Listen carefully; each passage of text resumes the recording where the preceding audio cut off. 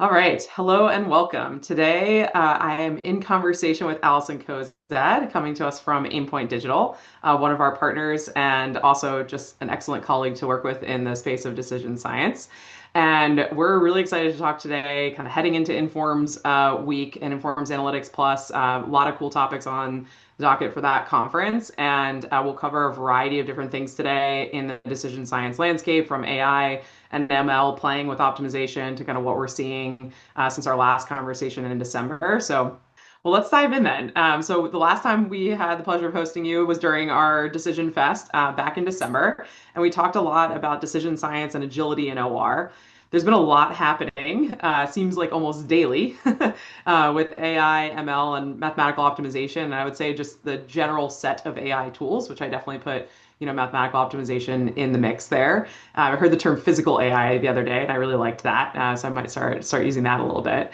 What's been top of mind in that lens? Like, how are you seeing the landscape change? Like, how are you thinking about using these tools in combination? And what does that look like in the world of Aimpoint? Great question. I think for me personally, I've been actually in the last week really putting a lot of thought into what I've in the past thought is possible and impossible. And I think I've seen a lot of our clients doing the same. And I think what we've labeled as impossible is no longer as confident for us. Yep. I think LLMs have really changed the expectations that we might have in an application. People are considering things that they never would have in the past. And I think, we're seeing clients that are making tough decisions, nuanced decisions, and maybe pre-ChatGPT, they would have said, yep, we really need a person behind the desk making this decision every time. And Yep. now they might be broadening their horizons a bit, really kind of creating a sense of openness and thinking that maybe people are more willing to question intuition or analysis or expert-based processes and ask if there's a better way, or Yep. maybe a companion tool that can help that person that's sitting behind the desk and making that decision. And I think that's starting to pull more organizations toward optimization and decision science, even if they don't quite have those terms yet. Yep. I'm starting to Google for what's the better way to do this thing or make this decision that I'm making. And I'm really excited about that. I agree. I feel like I was just talking to Ryan about this the other day that it feels like Gen AI is kind of lowering the barrier to entry for decision science a lot because you can have a conversation with it saying like, what's the best way to do inventory planning, or what's the best way to do to optimize my prices, right, for my products, or things like that. And it does come back with optimization being one of the core ways to do that, which is great, right? It's really fascinating. I've been playing around. Nextmv, we recently launched our MCP server, and we've been playing around with that, building agents with it, which is really cool stuff. And so I agree. I've also been challenging myself to think, things that I thought were maybe impossible a year ago with these tools and technologies, like maybe no longer are, or maybe just reframing it in a different way. And Yeah. another thing we've been definitely thinking about is the combination of human and agent. You kind of said companion mode. I think companion Yes. mode is a very interesting concept that can allow people to play in this space that maybe don't fully understand all the mathematical processes, but certainly understand the outcome implications, right, in the business, right? So I think like that you and I have always talked about that, right? Like where operators have like the richest context on what is actually going to happen with the business, right, in the physical world. And then you as a modeler are kind of coming in and saying, how do I capture all of that and translate it into a math problem, right? So I think like speeding up that feedback loop is definitely an interesting thought with the companion mode. But I'm curious, like how have you seen that, or how do you think about Yeah. companion mode? I love the idea of companion mode. And I think that's what people have wanted. They don't want to be necessarily told this is the Yep, solution, this one single solution based on math that happened somewhere. somewhere. And yes. So I think it's really great to have something in companion mode because it really takes you out of the idea that it should be one single solution and this tool is just telling me, the expert what to do, but we're kind of a partner in this. Like you give an Yep, initial solution and I say, well, maybe it's trying to turn off these 3 units, but actually this fourth unit is not running very well, and maybe we should try turning that off again. Is that possible? Like Yep, having this in a more conversational mode, I think is really important. Now, does this go all the way to the chatbot being the only interface of, an optimization application? And I gotta say no. I think I would it's agree with part you of on that. it. Yeah, I think you miss a lot if you're just doing a chatbot. So you can't see the big picture at a glance. You're missing, kind of efficient scenario comparison. That's yep, kind of a hallmark of one of the reasons that I love Nextmv is that scenario comparison. You're missing a little bit of the discoverable insights. yep. Chatbots answer what you ask. And if you don't think to ask something, what are you missing? And so you kind of miss some of that patterns. And along those lines, I think you get a lot of trust from, an interactive or a visual interface. I Uh, agree with that. and I don't know if you've had this experience, Carolyn, but a lot of times I'm asking the chatbot the same thing over and over. And I'm like, man, I just wish I kind of automated this one Yep, process. And yep, there's a cognitive load to that. So there's a cognitive load to like constantly having to ask the same questions. And so if yep. some of that was pre-populated or there were kind of quick buttons to be able to do things. I Totally think agree. in my like ideal optimization application, there's a space for a chatbot, but I think there's still going to be kind of the visual and interactive layer that Yep. we see in maybe more traditional optimization I applications. yeah, I agree with that. I especially think that, I was actually talking to Haley this morning that I think right now token usage is being viewed as this like unlimited resource. And that's just not the reality, right? Tokens are actually a finite resource because they're tied to physical infrastructure, and we just can't like humans like generally consume what we're given, right? So like the consumption is driving up and up and up, right, for a lot of these tools, but you really don't want to have like a super expensive like engineer, right, double their costs from using these tools and technologies, right? So like I think there's like a balance, right, between using them in the right way and then leveraging them to create reproducible processes, right? Like exactly what you're saying, right? So instead of having to repeat the same kind of questions, like having some structure in place that you don't have to repeat those questions. So like for example, I made a Nextmv like decision agent that it will just generate a decision model. And is it a fully fledged, well orchestrated and structured and formulated model? Probably not, but it's pretty good to get a concept off the ground, and it stores all the information in Nextmove, which gives you like a really nice interface. So I can go and look, I can do that exploratory analysis and comparison of runs, right? But I can also interface with it with like our MCP and ask some questions that are more general, or it can run scenarios for me, or what have you.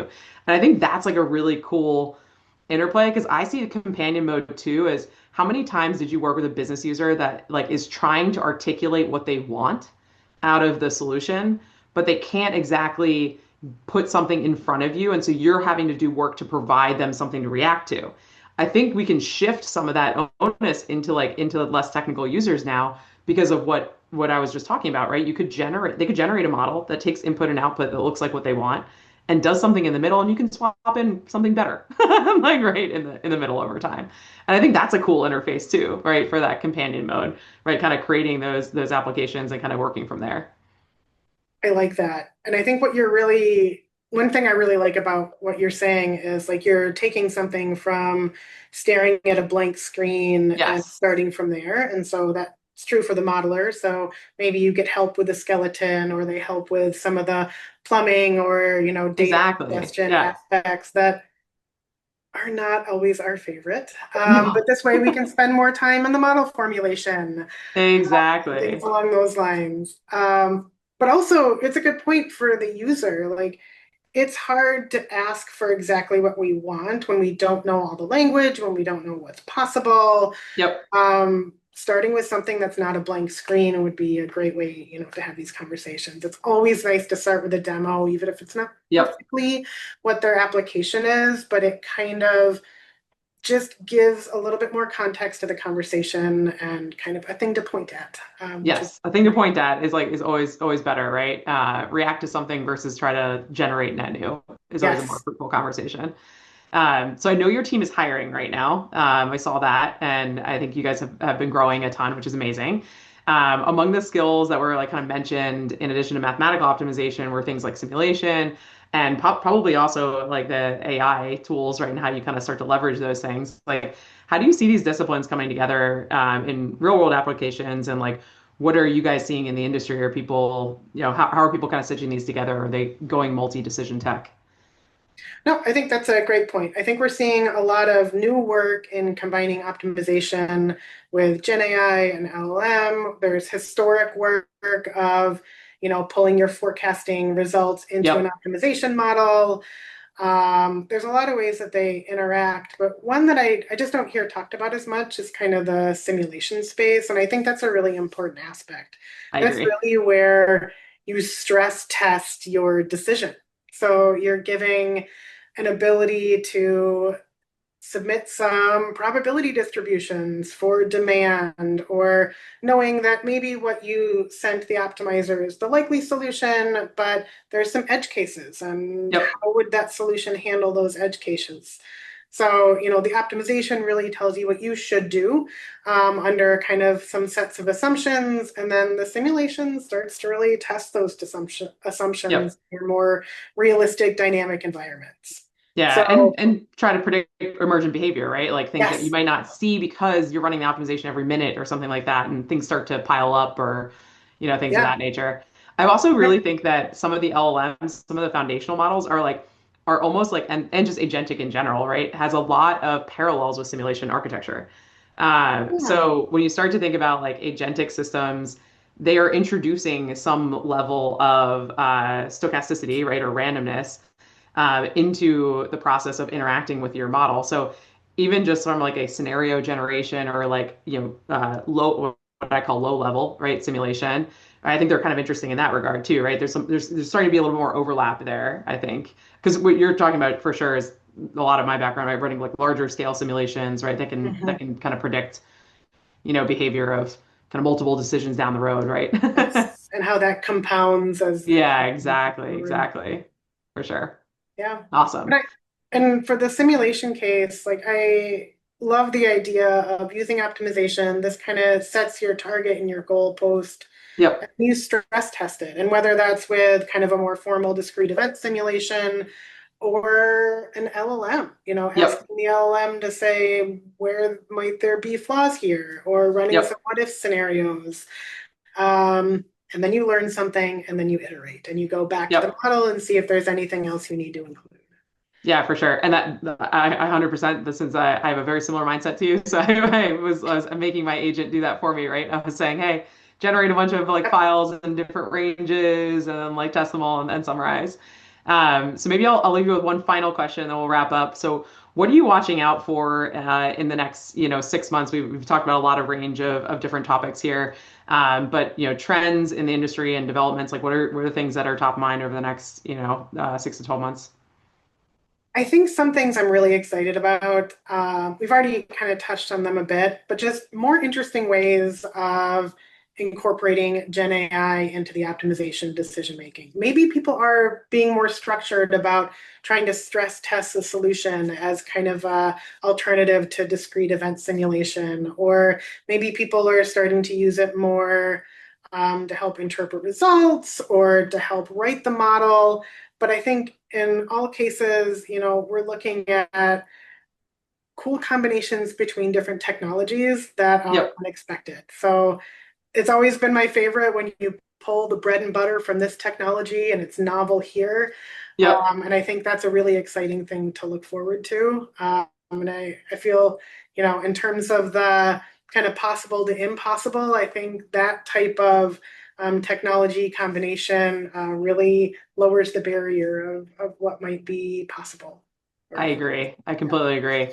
Well, we'll end it there. Allison, thank you so much for joining us today and love the conversation. And maybe we can do a reprise after Informs and just get our thoughts and collect, kind of our observations from the conference as we see what everyone else is thinking about the space. Love that. All right, sounds good. Right? Great chatting with you.